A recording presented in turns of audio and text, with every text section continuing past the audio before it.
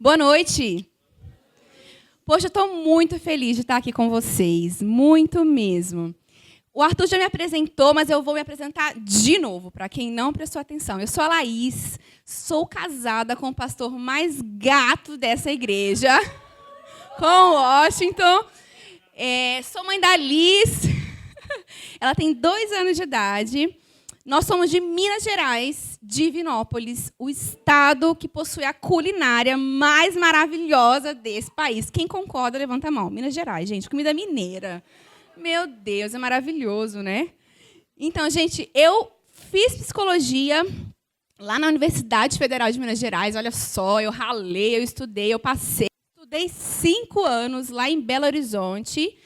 Depois disso, eu cursei o seminário Palavra da Vida, junto com meu marido. Fiz um curso lá junto com ele, muito bacana. E aqui estou. Hoje eu trabalho na rede com o aconselhamento bíblico. Então, tenho tido o privilégio de acompanhar várias pessoas, várias mulheres, em mais diversas questões. E é muito bom estar aqui com vocês. Pessoal, esse tema é muito pesado. É muito polêmico, né? O mês de setembro foi escolhido para abraçar a campanha de prevenção contra suicídio. Alguém sabe o porquê da cor amarela? Por que a cor amarela foi escolhida? A cor da felicidade? Não. Não, ninguém sabe? É o seguinte, em 1994, um americano chamado Mike se mata nos Estados Unidos. Ele se mata e deixa todo mundo muito espantado. Porque Mike não havia dado sinais em momento algum. Ninguém percebeu que ele estava passando por um processo difícil. Ele, então, se mata.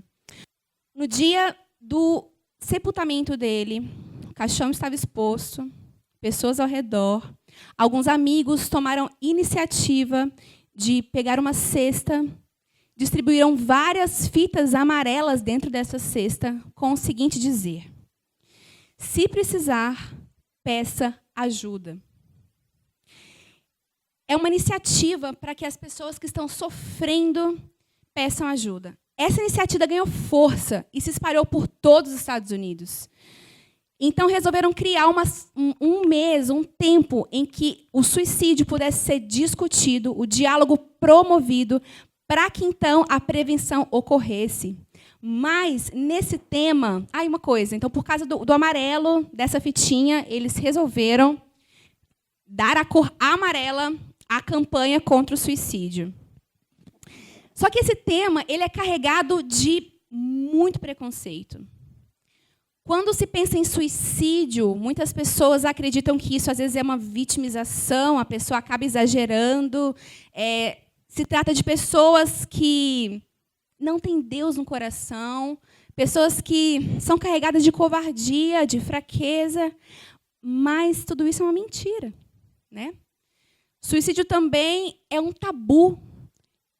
As pessoas acreditam muitas vezes no efeito contágio, que diz o seguinte: não vamos falar sobre o assunto, porque se a gente falar, vai dar ideia. Então, assim, muitos acreditam nisso. Mas essa campanha vem para dizer que isso é uma besteira. Precisamos, sim, conversar sobre o suicídio, conversar, sim, sobre o que envolve toda essa questão. Então, vamos lá no nosso tema de hoje. Quero levantar com vocês aqui estatísticas, e fiquem de cara. Gente, olhem isso. 1 milhão de pessoas se matam por ano. Sinto muito para quem eu estou atrapalhando aqui, eu vou ficar assim, ok? Estão conseguindo ver? Sim? Gente, 1 milhão de pessoas por ano se matam no mundo. Um dado estatístico recente esse. A cada 40 segundos, no mundo, uma pessoa se mata. No Brasil, esse valor varia para 45 minutos. Pensem só. Mulheres tentam se matar mais do que os homens. Homens conseguem se matar mais. Geralmente, os homens são mais violentos nas tentativas, então conseguem, apesar das mulheres tentarem muito mais que os homens. Acontecem mais suicídios do que assassinatos no mundo. E para cada uma pessoa que se mata, geralmente nós temos aí em torno de 6 a 10 pessoas que são afetadas emocionalmente. Pessoas adoecem quando tem próximo alguém que se mata. Então, às vezes, a pessoa que se mata quer aliviar a carga para a família, acha que é um estorvo, mas com o suicídio, muitas outras pessoas adquirem doenças também. Então, a questão é, quero trazer para vocês, o que é que leva alguém a pensar em suicídio? A pensar que a vida já não vale mais a pena. A pensar que a solução, então, é me matar, é me destruir. Não dá. Uma outra questão. Pode alguém que é cristão, que ama Jesus de verdade, estar deprimido? A gente vai conversar também sobre a depressão, que hoje é uma das maiores causas de suicídio. E o que Deus, então, fala sobre tudo isso? Quais respostas a Bíblia e o Evangelho dão para essa questão? Tudo isso e um pouco mais veremos logo mais aqui. Então, eu quero falar com vocês sobre depressão. Eu quero elencar os principais sintomas para que vocês sejam informados de tudo isso, ok? A depressão hoje ela pode ser dividida em vários subtipos. Eu quero destacar um sintoma geral e dizer que os principais subtipos são um episódio depressivo, em que a pessoa tem vários sintomas e eles se prolongam em torno de 6 meses. Existe um outro subtipo, que nós chamamos aí na psiquiatria de transtorno depressivo maior, em que esses sintomas eles perduram por mais de 6 meses, é uma depressão mais grave e que geralmente as pessoas têm pensamentos suicidas e tal. E esse segundo tipo de depressão, ele geralmente acomete pessoas maiores de 30 anos e há estudos que indicam causas genéticas nesse tipo. Temos aqui, então, vários sintomas. Humor deprimido, falta de energia, falta de iniciativa e vontade, falta de prazer, alteração no sono, alteração no apetite, lentificação do pensamento, lentificação motora, falta de perspectiva futura e confusão mental. Você pode olhar e falar, nossa, então estou deprimido, né? Mas não é assim. A gente tem que tomar cuidado com o hiperdiagnóstico, que hoje em dia aí, qualquer pessoa tem depressão, estou com alguns sintomas. Não, gente.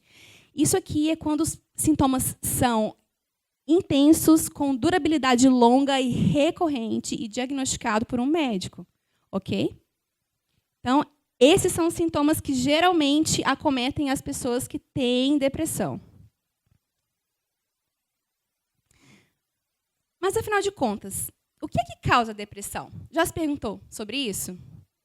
É muito complicado nós definirmos um único fator para a depressão.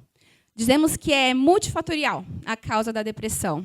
Mas eu quero também agora fazer uma enxugada em todo o estudo sobre a depressão e dividir em 2 porções. Uma primeira porção, que eu chamei de problemas de percepção, e a segunda porção eu chamei de problemas bioquímicos. Então, vamos na primeira questão agora. Problemas de percepção. Bom, deixa eu colocar assim para vocês não ficarem tão curiosos. O primeiro ponto de problema de percepção eu coloquei ambiente familiar.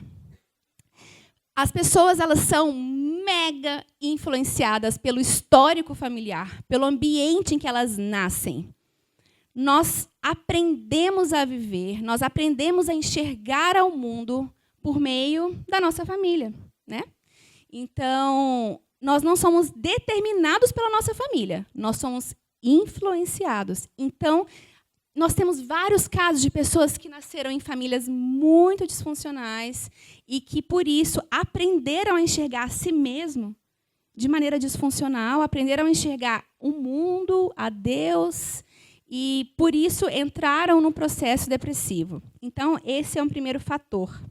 O segundo é estresse, que está elencado a pressão, as situações de vida em que a pessoa sofre e também há perdas. Então, pessoas que têm perdas familiares, perdem entes queridos e não conseguem lidar com isso de maneira a superar os seus problemas, também podem entrar por um processo depressivo. Ira e revolta. Gente, olha isso. Há casos de pessoas que têm depressão devido a estarem iradas com alguma coisa que lhes acomete, a estarem revoltadas, a terem um sentimento de vingança, e aquilo consumiu o coração, e aquilo toma conta da pessoa, a ponto dela desenvolver um processo de depressão. E o último fator que eu coloquei aqui é pecado, carregado de culpa. Também existem muitos casos de pessoas que fazem algo, que pecam contra Deus e não conseguem lidar com todo o sentimento, com tudo aquilo que vivenciaram, e então desenvolvem um processo depressivo, né? Quantos casos nós aqui já acompanhamos de pessoas que, por exemplo, viveram um processo de adultério, né? E adulteraram, traiu a mulher, traiu o marido, e não conseguiram lidar com aquilo, não foram bem acompanhadas, e por isso desenvolveram depressão. Um segundo ponto é problemas bioquímicos, né? Problemas no cérebro, problemas bioquímicos, problemas hormonais podem sim levar à depressão. Doença física, doença emocional, ansiedade, estresse, pânico podem sim contribuir para um processo de depressão. A grande questão sobre quando a depressão é uma questão bioquímica é que ela precisa sim ser medicada. A medicação é uma bênção de Deus para nós. Mas aqui no Brasil nós temos um grande problema. A psiquiatria e a psicologia são muito farmacológicas e pouco clínicas. Então, o que acontece? Você vai num consultório psiquiátrico e eles dão remédio sem ouvir a história, sem ter um real interesse pela causa. Então, por isso que precisamos procurar profissionais gabaritados, de preferência cristãos, porque é muito fácil você ser medicado de maneira incorreta, o que pode agravar um caso de depressão e piorar toda a questão. Então, vamos lá. Segundo ponto. Pode um cristão ter depressão? Pode alguém que ama Jesus ficar deprimido? O que vocês acham disso? Sim? Ouvi alguns balançando a cabeça, assim. Eu quero destacar aqui um salmo clássico, bem conhecido. No Salmo 43, 5, o salmista diz com a alma dele, ele clama: por que estás abatida, ó minha alma? Por que te perturbas dentro de mim? Espera em Deus, eu ainda o louvarei. A Ele, meu auxílio e Deus meu. Esse salmo vem para nos mostrar que é possível, sim, alguém que leva a Deus a sério viver um processo de profunda tristeza e profunda dor. Estamos, sim, sujeitos a isso. E é possível alguém que ama a Deus de verdade viver isso. Esse salmo vem para mostrar que não somos intocáveis e não somos um erro quando sofremos a angústia, a dor, a depressão. Outro salmo que é fantástico é o Salmo 88. Eu quero que vocês fiquem bem atentos no que tá projetado aí. Olha esse salmo. No versículo 3, o salmista diz: minha alma está farta de males, e a minha vida já se à beira da morte. A minha vida já se à beira da morte. Apartaste de mim os meus conhecidos. Estou preso e não vejo como sair. O salmista diz então que ele está sozinho, ele se sente solitário e muito preso. Os meus olhos desfalecem de aflição. Dia a dia venho clamando a ti, Senhor. Ou seja, eu só consigo ver o mal. Clamo a ti por socorro. Ando aflito, estou desorientado. Esse é um quadro de alguém que está deprimido, de alguém que sofre uma angústia, que só enxerga o mal. Quando há coisas boas, ela só enxerga o mal. Ela só sente tristeza, ela sente que ela está num abismo, que já não há solução, que a morte é a melhor saída. Ela se sente desorientada, ela se sente sozinha, ela se sente presa, ela não consegue sair, é como se ela estivesse amarrada. Esse é um quadro de alguém que sofre de depressão. Só que a grande diferença desses salmos é que esses salmistas deixam muito claro que apesar da dor e aflição, e apesar de não compreenderem o que eles estão passando, existe um Deus que é único e exclusivo no direito da vida. Então, apesar de sofrerem, de sentirem, muitas vezes até abandonados, eles afirmam por meio desse salmo que eles não têm direito sobre a própria vida, mas eles têm direito de expor o coração.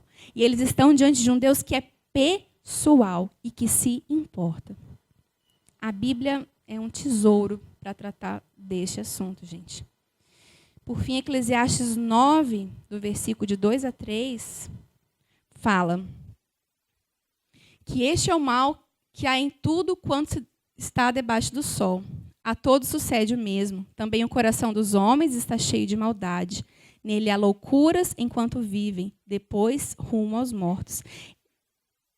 Eclesiastes, neste versículo, deixa claro que o sofrimento e o mal é igual para todos, que todos nós estamos sujeitos a situações difíceis. Ou seja, não sou um erro se eu passo por sofrimento.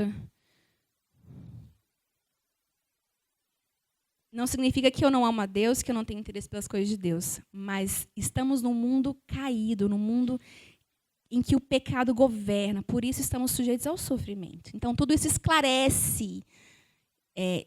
Esses salmos e Eclesiastes vêm para tirar mentiras que rondam o nosso coração quando nós pensamos o posicionamento de nós cristãos quanto à questão do assunto de depressão e suicídio.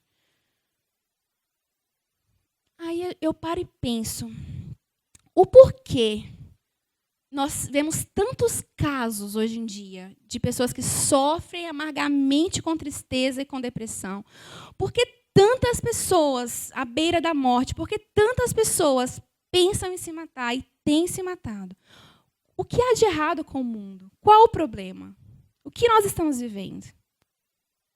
Eu queria dizer para vocês que nós temos acreditado em muitas mentiras. E eu quero elencar aqui agora várias mentiras das quais nós temos acreditado.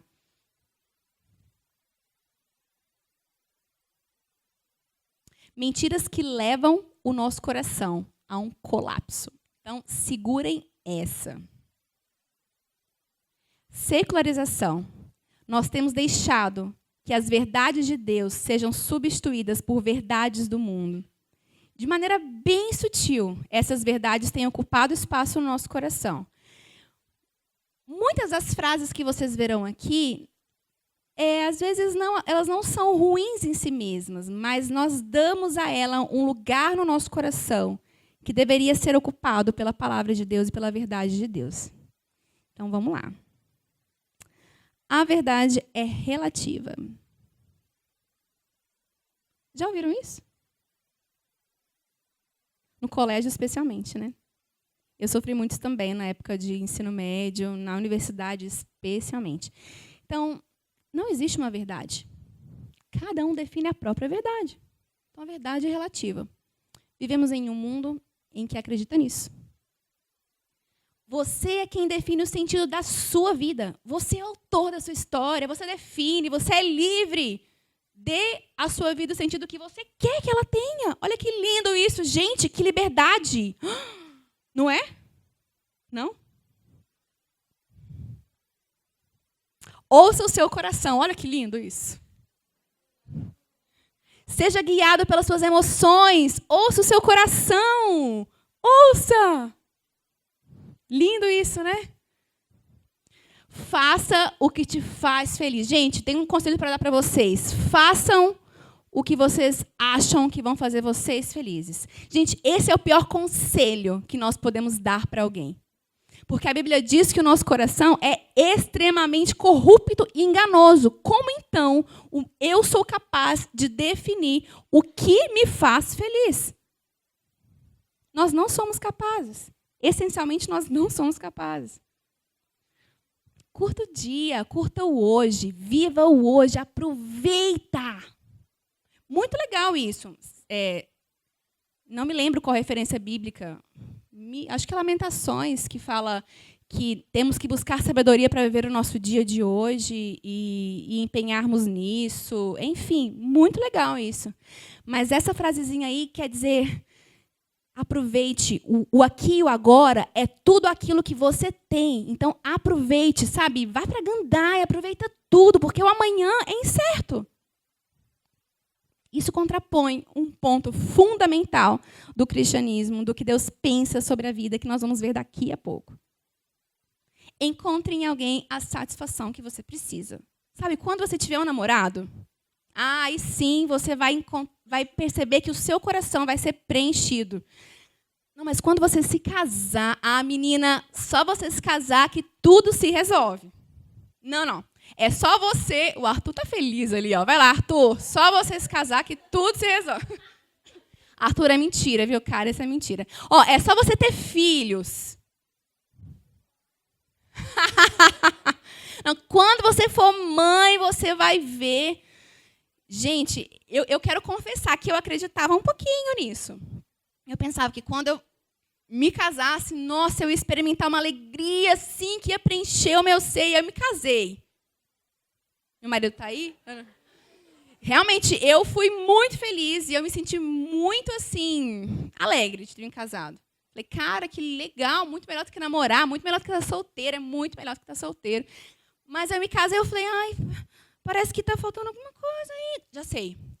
Está faltando filho nessa relação, porque a gente tem que experimentar a felicidade quando a gente tiver filhos. Aí a gente resolveu engravidar e eu tive a Liz. Agora eu estou com a Liz, nossa, que legal, tenho um marido que é linda, um gato, é uma bênção na minha vida. Tal. E aí eu tenho agora uma filha fofinha, sapeca, que me arranca os cabelos, mas é maravilhoso. Mas parece que... não sei, eu estou sentindo que falta... Eu acho que é um segundo filho que a gente tem que ter. Eu acho que a questão é essa. E assim vai, entende como é que as coisas funcionam? É uma mentira acreditar que numa relação, que num casamento, que na família eu vou encontrar a satisfação que eu preciso. Por quê? Porque eu só encontrarei isso no meu relacionamento com Deus. E nós veremos isso daqui a pouco. E também pode rolar na questão de amizade, tá? Encontre num relacionamento, numa amizade, a sua satisfação. Isso é mentira também. A aparência é tudo. Isso também bomba hoje, né, gente? Eu preciso me vestir melhor, eu preciso me arrumar melhor, porque eu sou o que eu visto, eu sou aquilo que você vê quando você me olha. É isso que a gente acredita muitas vezes. O dinheiro garante a minha paz e a minha segurança. Então, procure uma carreira e uma profissão em que você vá ganhar dinheiro, viu, menino? Pense aí a profissão que você vai escolher, porque dinheiro traz segurança, traz estabilidade. Eu via tanto isso. Traz segurança, a paz que você precisa. E isso faz a gente correr igual louco, faz a gente se frustrar, faz a gente viver insatisfeito, porque eu quero ter, eu não tenho. E quando eu tenho, eu percebo que não é suficiente. E a gente enlouquece. A gente fica louco, porque isso é uma mentira. O seu sucesso depende da sua escolha profissional. Você não precisa de ninguém. É cada um no seu quadrado. Sabe? Cuide da sua vida. Para de pensar nos outros. Você pensa muito nas pessoas. Essa é uma mentira também que a gente ouve.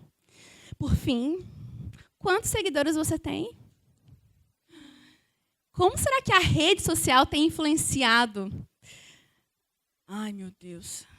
A minha relação com o Instagram, com o Facebook, parece que minha vida não está boa nunca. Caramba. Sabe? Parece que sempre me falta água quando eu olho lá. É ótimo, eu adoro. Eu acho um veio de informação maravilhoso no Instagram. Mas, assim, em qual lugar no meu coração que ele está? Entende isso que eu estou falando? Balança a cabeça se você me entende. Sabe aquele sentimento que a gente tem quando a gente olha aquelas postagens e fala, meu Deus, então que tipo de influência as redes sociais têm? Que lugar que elas têm no seu coração? Nós somos influenciados pela superficialidade. Nos comparamos, somos enganados e acreditamos que somos muito infelizes quando a gente se depara. Eu quero trazer uma frase maravilhosa de C.S. Lewis que fala: o que não é eterno é eternamente inútil. Nossa, isso é muito contracultural. Eu coloquei uma frasinha embaixo que meu marido fala muito, que é o autor cristão mais vendido no mundo e menos lido. Porque as pessoas compram livros, mas não leem, né? Uma brincadeirinha, gente. Ri, gente. Foi legal.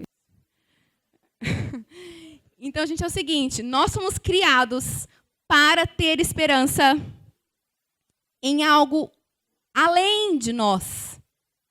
O contrário do que nós aprendemos aqui no mundo. Nós aprendemos que nós devemos ter esperança no nosso hoje, na nossa vida, no aqui e agora.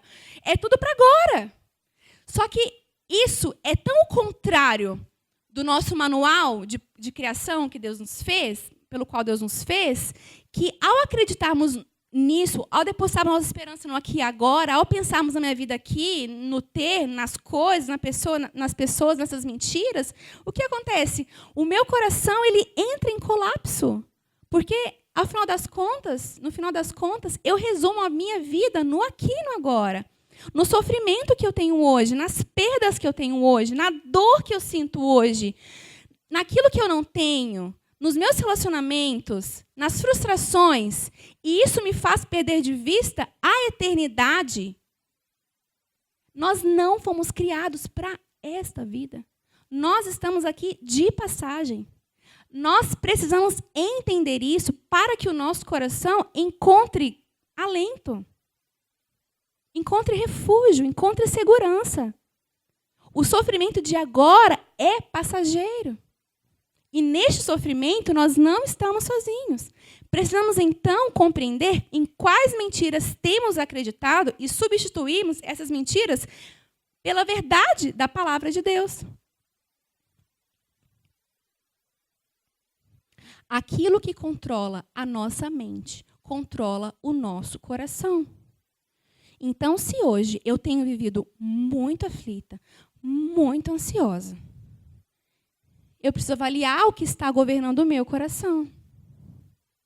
O que tem governado o seu coração? Quais mentiras têm controlado o seu coração? Tem controlado e guiado as suas emoções? Suicídio diz respeito a uma questão existencial. Nós, constantemente, clamamos por respostas existenciais. Por que você existe? O que você está fazendo aqui? Por que você foi criado? Quais respostas você tem sobre isso? O que você acredita a respeito disso? A Bíblia nos diz que nós somos criados por Deus, tá? A primeira verdade é essa. Fomos criados para ter um relacionamento com Deus, um relacionamento pessoal. E para nos satisfazermos, para nos alegrarmos nesse relacionamento. Só esse relacionamento com Deus pode trazer alegria verdadeira ao nosso coração. Essa é a resposta para a sua existência. A questão é que nós temos um coração muito pecador e muito desesperado, corrupto e distante de Deus. E a verdade que ele nos conta é oposta. Ele nos diz que nós vamos encontrar sentido a partir do que a gente acha. Ele nos diz que nós vamos encontrar sentido nas pessoas e nas coisas. Por isso, nosso coração entra num desespero. Então, entramos num processo de fazer deuses para nós mesmos, como o Tiago tem falou muito bem na série sobre ídolos, né?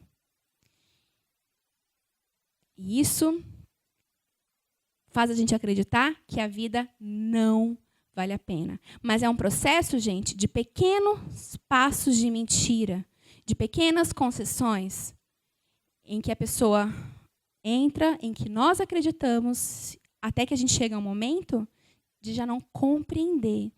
Chega um momento de confusão mental que a gente já não entende o que está acontecendo. Tome cuidado. Eu quero trazer um princípio. Se você tiver que guardar algo que eu falei aqui, guarde isso. É um princípio muito importante que nós usamos em aconselhamento bíblico e é um princípio de vida para você. Aquilo que nós cremos sobre Deus, mais aquilo que nós entendemos sobre tudo, determina aquilo que nós vamos fazer na vida. O princípio é o seguinte: a maneira com que eu percebo a Deus determina a maneira com que eu percebo a mim mesma, perceba o mundo e perceba as pessoas. A maneira com que eu me relaciono com Deus determina a maneira com que eu me relaciono comigo mesmo, com a minha vida, com como eu me enxergo e como eu enxergo as pessoas e como eu lido com a minha vida. Aí eu paro e penso, ok, o que então a minha vida, aquilo que eu estou passando hoje, diz sobre a maneira com que eu tenho visto a Deus? Quem Deus é para mim, afinal de contas? Entende isso? Ou seja, precisamos transformar a nossa maneira de pensar sobre Deus. Precisamos conhecê-lo.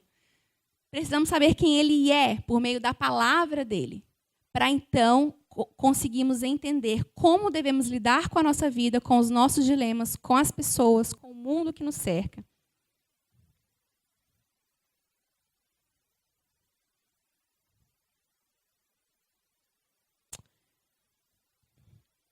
Ok. Como Deus, então, resolve tudo isso? Como podemos lidar com tudo isso? Eu volto no Salmo 43:5. Mas agora com enfoque não no clamor do salmista, mas o foco abaixo é: espera em Deus, pois ainda o louvarei, a Ele, meu auxílio e Deus meu. A vontade de Deus para nós é que nós encontremos nele o nosso refúgio seguro.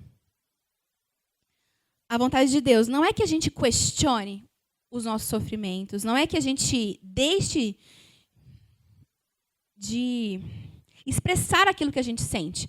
Mas a vontade dele, a resposta de Deus para nós é: ei, encontre em mim o seu refúgio. Faça de mim o seu porto seguro. Eu tenho a paz que você precisa. Eu tenho a alegria completa que eu quero que você experimente. Pare de correr atrás das mentiras que você tem acreditado. Volte-se para mim. Vou encher vocês de versículo agora, porque a gente tem que inundar o nosso coração dessas verdades. Salmo 19, versículos 7-8, fala que a lei do Senhor é perfeita e revigora a alma. Os testemunhos do Senhor são dignos de confiança e tornam sábios os inexperientes. Os preceitos do Senhor são justos e dão alegria ao coração. Os mandamentos do Senhor são límpidos e trazem luz aos olhos. Nós podemos confiar na palavra de Deus. Quantos momentos que eu já me vi em processo assim de desespero, de desânimo, e Deus trouxe a palavra dele no meu coração, eu abri a Bíblia, eu li algum versículo e eu experimentei uma alegria tão perfeita. E a palavra diz isso, que a palavra do Senhor enche o nosso coração de alegria. Então, é possível que estejamos faltosos no processo de ouvir e de acreditar e de confiar na palavra de Deus.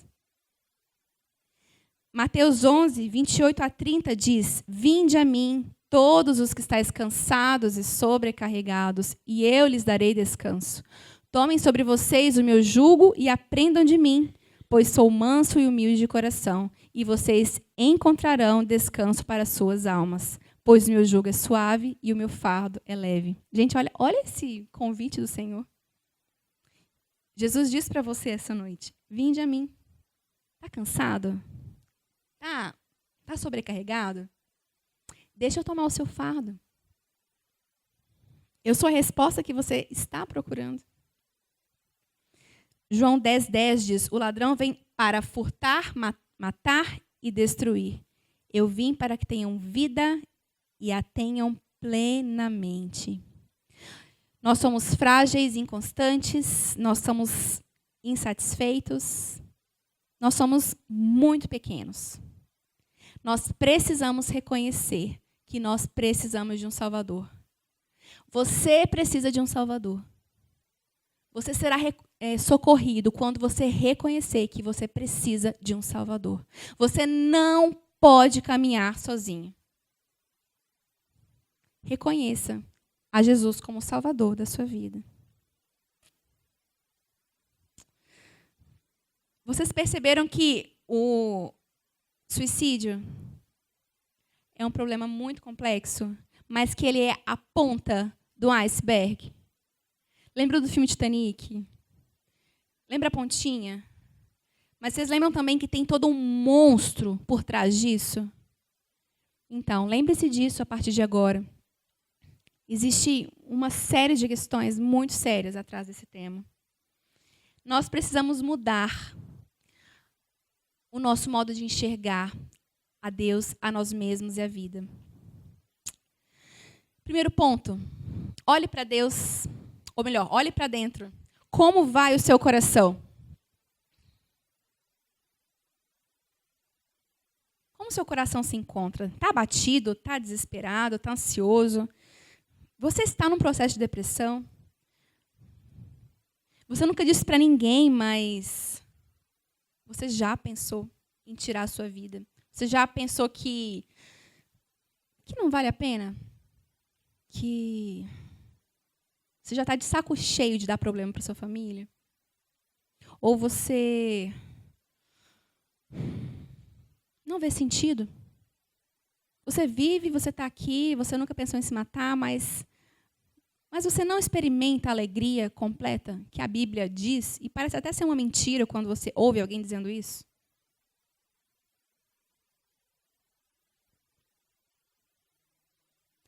Olhe para o lado. Procure ajuda. É muito importante a gente reconhecer que nós não fomos criados para caminharmos sozinhos. Deus nos deu presentes, Deus nos deu amigos.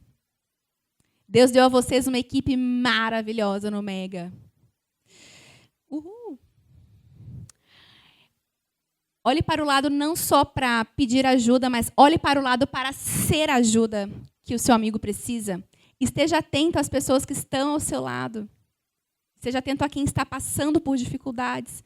Geralmente os amigos são os primeiros a detectar quando alguém está depressivo ou pensa em suicídio. Os pais vêm depois, os professores vêm depois. Tenho certeza que várias pessoas aqui já tiveram pessoas conhecidas que já se mataram, né? Mas nós não temos o poder de impedir muitas vezes decisões das outras pessoas, então não se culpe também. Mas seja ajuda, esteja disponível. Para de ser egoísta, ok? Então, olhe para dentro, olhe para o lado e olhe para cima. Confie em Jesus. Confie na palavra dele, mesmo que o seu coração agora esteja berrando, dizendo que isso não faz tanto sentido, ou que, ok, eu até posso dizer que eu confio nisso, mas como que eu vou lidar? Não resolveu a minha questão. Confie a sua vida. Confesse com a sua boca agora. Jesus, está difícil, mas eu quero confiar a minha vida ao Senhor e confiar que o Senhor vai cuidar do meu coração nesse processo, providenciando aquilo que eu preciso para experimentar a vida completa que só o Senhor pode me dar. A melhor notícia é que Jesus nos livra de nós mesmos. Ele livra a gente do nosso coração corrupto. Ele livra a gente da depressão. Ele livra a gente, ou melhor, ele nos acompanha em todo o processo de sofrimento. Você não está sozinho. Diante disso, você pode acreditar que a vida vale a pena, que vale a pena viver. E essa é a notícia que eu tenho para você. Você não está só. Há um Deus que se importa. Há um Deus que te criou e que tem planos maravilhosos para a sua vida. Então, confie a sua vida a Jesus. Posso orar por você? Posso orar também por pessoas que vocês conhecem, que estão passando por isso. Então, feche os seus olhos. Pense em Deus nesse momento. Coloque diante dele aquilo que você tem passado. Senhor, obrigada porque o Senhor não é um Deus distante. Obrigado porque o Senhor é um Deus que se importa de fato conosco. O Senhor não nos criou e jogou a gente no mundo para que a gente vivesse conforme a gente quisesse, mas o Senhor tem um plano bem definido para cada um de nós. A minha oração, ó Deus, nessa noite, é para que o Senhor vá de encontro com cada coração que está aqui. Cada pessoa, Deus, que não tem encontrado sentido na vida. Deus, mostra, Pai. Traz a sua paz que excede a todo entendimento e mostra, ó Deus, que vale a pena sim viver a vida que o Senhor oferece. Que os corações aqui nessa noite, ó Deus, estejam dispostos a se render ao Senhor. Traz, ó Deus, respostas, traz, ó Deus, auxílio, alívio, conforto. E muda realidades, ó Deus, que estes adolescentes sejam pessoas, ó Deus, que decidam pelo Senhor, decidam pela vida que Jesus dá. E decidam, então, ó Deus, fazer a sua vontade e experimentar, então, a força que só o Senhor pode dar. E experimentar, então, uma vida abundante, alegre, com paz, com alegria. E ser, então, luz no mundo, sal. Fazerem a diferença, cumprirem com o propósito do Senhor. Oro também por aqueles que têm sido deixados influenciados, Deus, pela mentalidade secularizada, pelas mentiras que temos acreditado, pelo modo errado de viver, ó Deus, por não levar a vida a sério, por não fazer aquilo que o Senhor pensa. Que haja uma transformação de mente, ó Deus, aqui essa noite. Eu sei que o Senhor está conosco, o Senhor não nos abandona. Que a verdade da sua palavra permaneça em cada coração. Obrigada pela sua presença, obrigada porque o Senhor é refúgio bem presente em meio ao sofrimento. Nós te agradecemos por isso, Deus. Em nome de Jesus, amém. Amém. Amém, gente. Obrigada pelo privilégio, pela oportunidade. E estamos à disposição, tá bom? Deus abençoe vocês.